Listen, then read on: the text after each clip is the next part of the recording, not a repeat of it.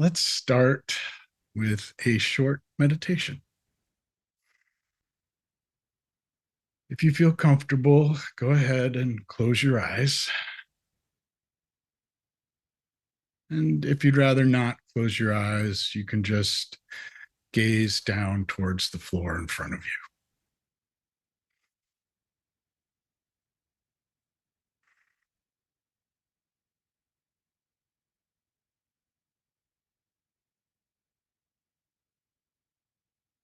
Just taking a few deep breaths, breathing in peace, breathing out any tension or stress.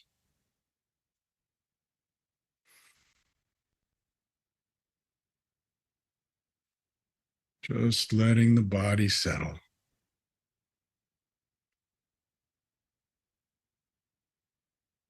and noticing any sensations in the body.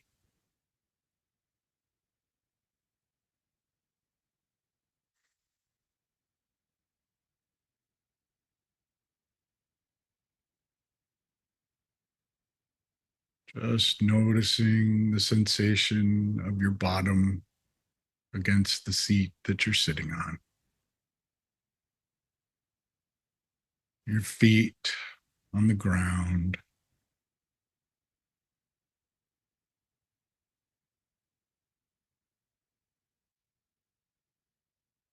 Noticing the sensation in your belly button. Is there tension or any kind of holding happening in your belly?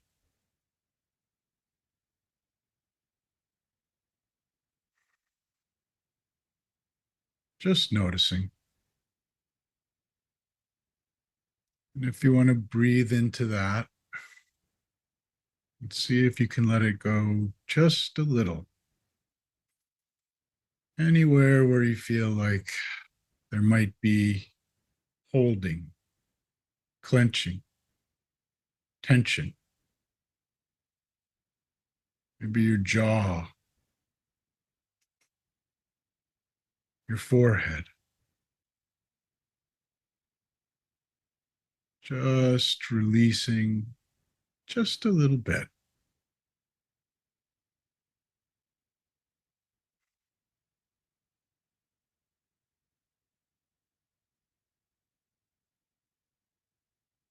And that sensation of release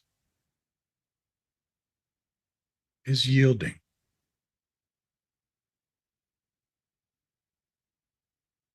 not resisting, not fighting,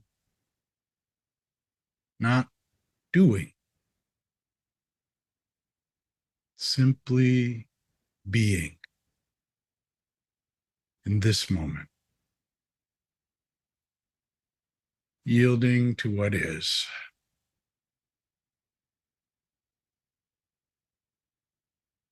The body,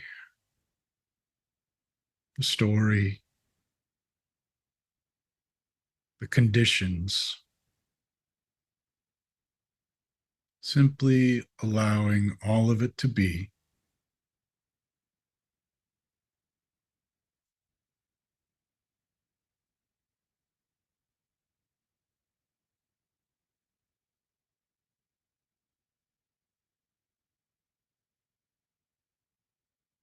And from this place,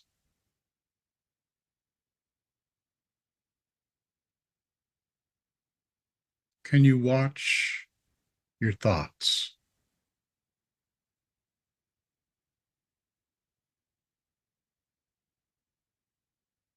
What happens if you just wait for your next thought?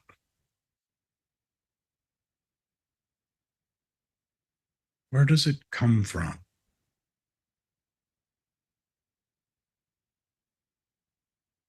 What does it feel like?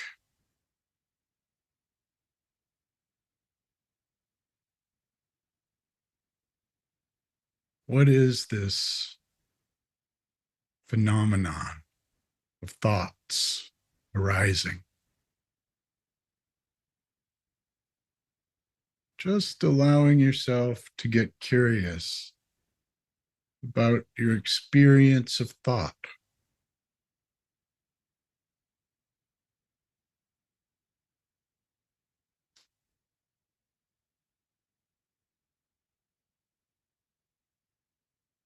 And sometimes the mind feels a little cornered when we go to look for thought. We'll have this moment of like, wait, there was no thought. What's that like? What is attention in the moments when there is no thought?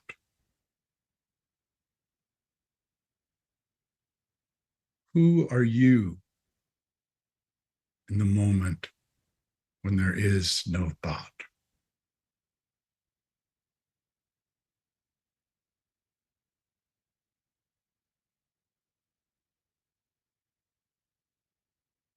Is that any different from who you are in the moments when it seems there is nothing but thought, or the thoughts and the feelings come together to create a sense of self that feels so real, so involved in a story, so defined by events and conditioning?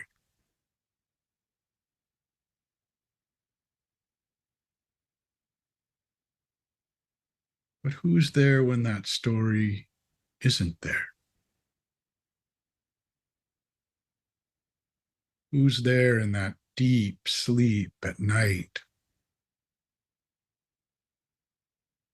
when consciousness is doing absolutely nothing?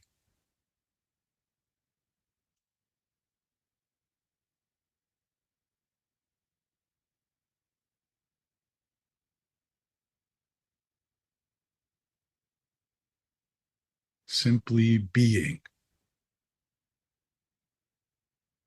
simply accepting,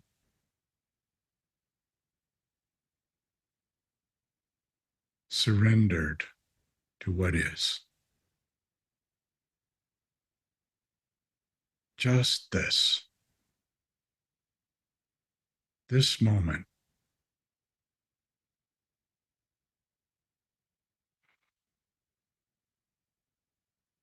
We can always come back here. In truth, we never leave. Every time we have the experience of leaving this moment, we've simply opted to go to thought for a sense of who we are.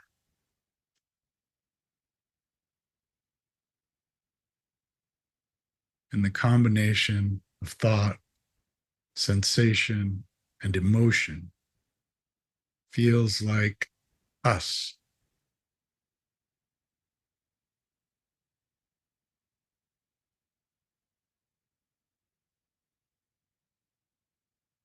But are we that really? Or are all these things simply arising in our experience?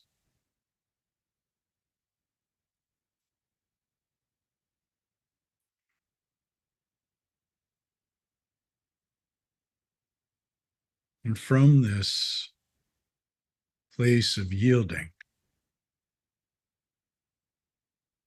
can you connect with intention? Not your intention, not desire, not aversion, but simply intention.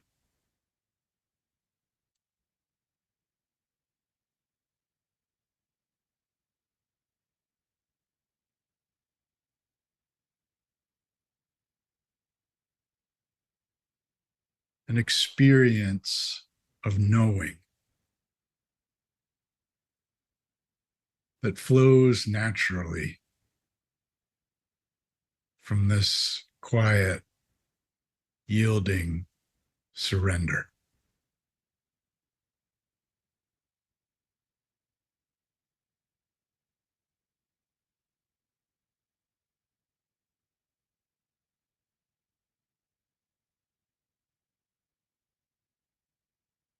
Our natural ability to move from who we are, not what we think or what we think we should do or should be, but simply what we are.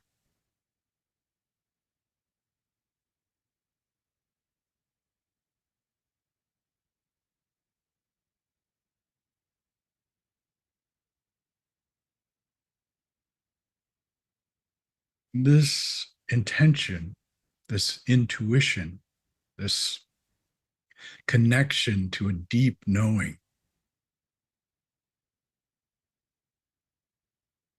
is always right here.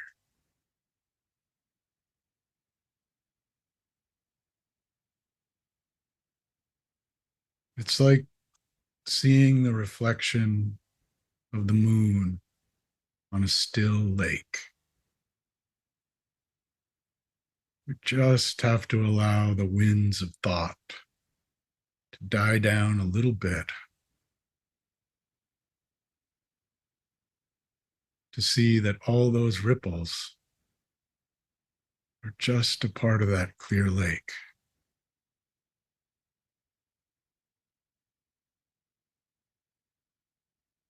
We don't need to focus on every single one, trying to smooth it out. We can just wait for the wind to stop blowing.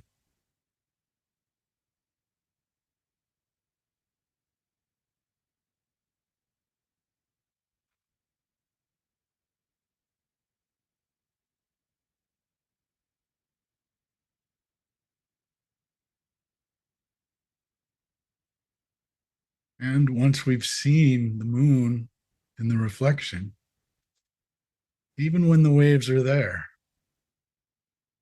we still know that those millions of tiny reflections that we see are all the same. The moon, the water, perception.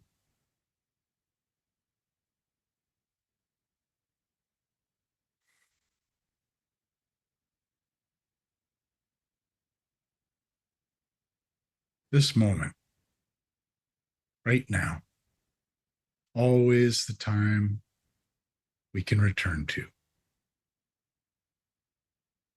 reconnect with intention and surrender.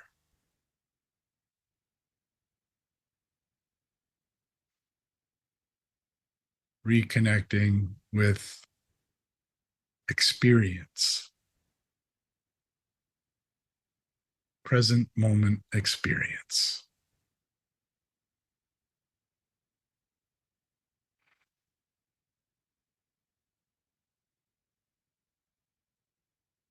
Or you can wiggle your fingers and toes. And when you're ready, open your eyes. Hmm.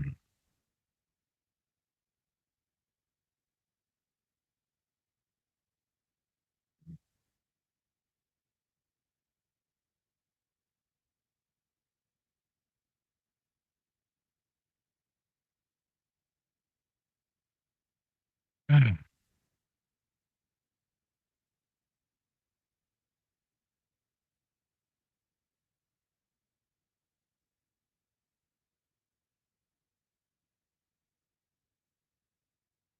There's something so seductive about our stories.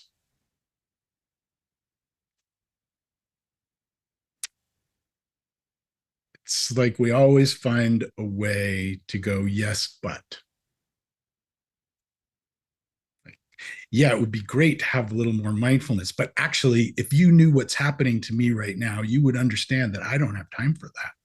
I can't do that. I need to do this.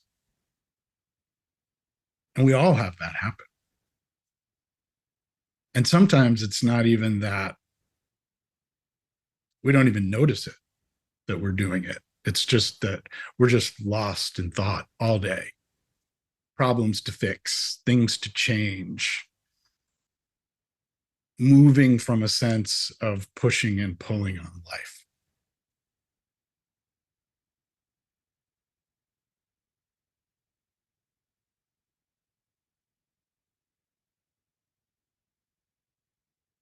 That never really leads anywhere.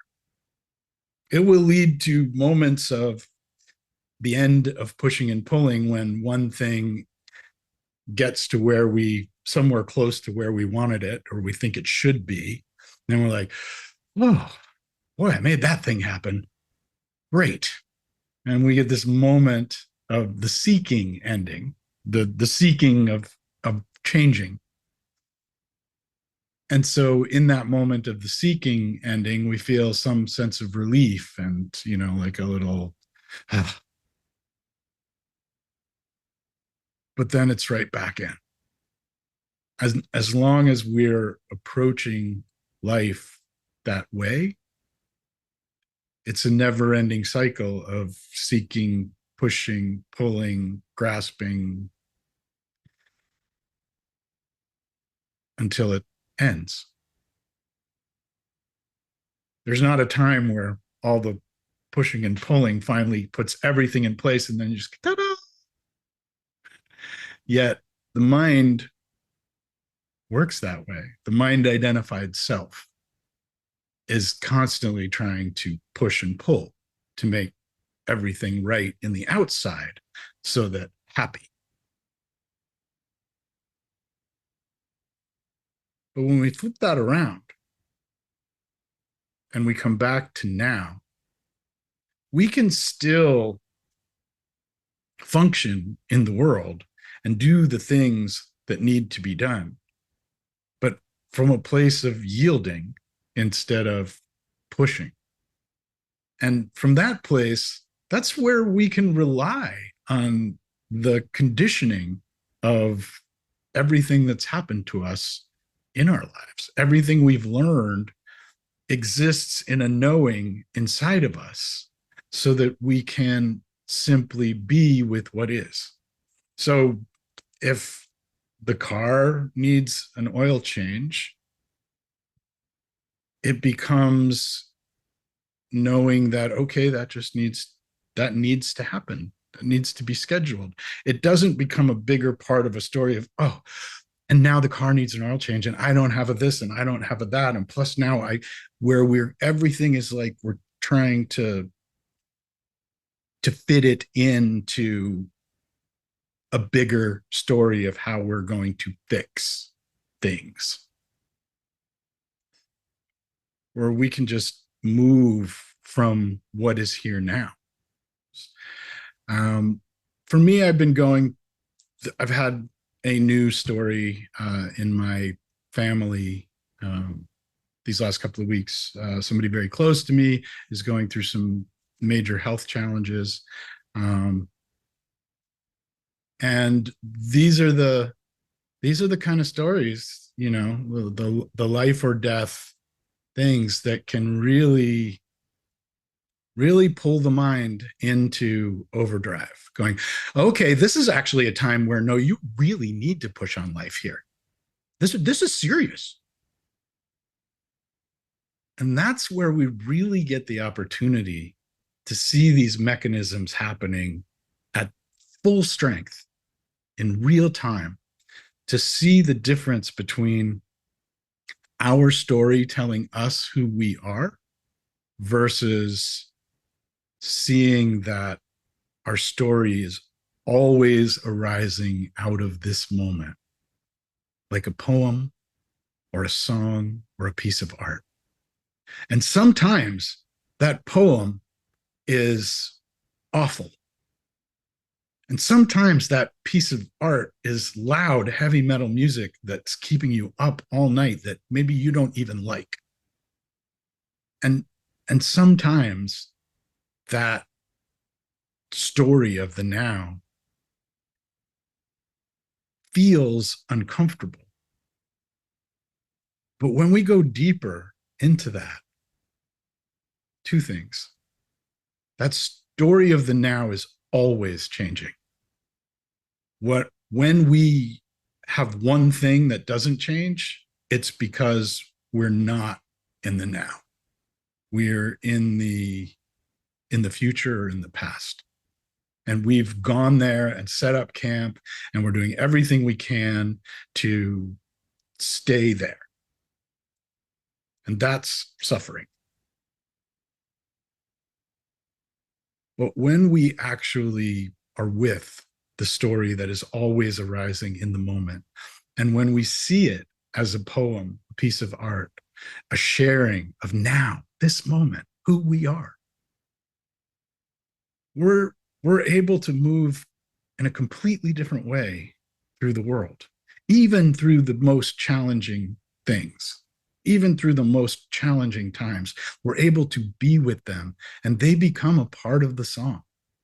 They become a part of the story of now, this present moment story that is our personal myth.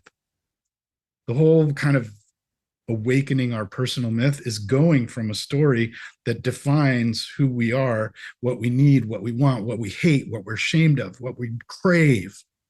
Like this just endless, oh, how is this me ever going to be happy? To what's here right now? What's here in this moment? What is this? What is the story of the heart of me, of the belly of me, not just the mind of me, the attempt to go off into the past and the future of me.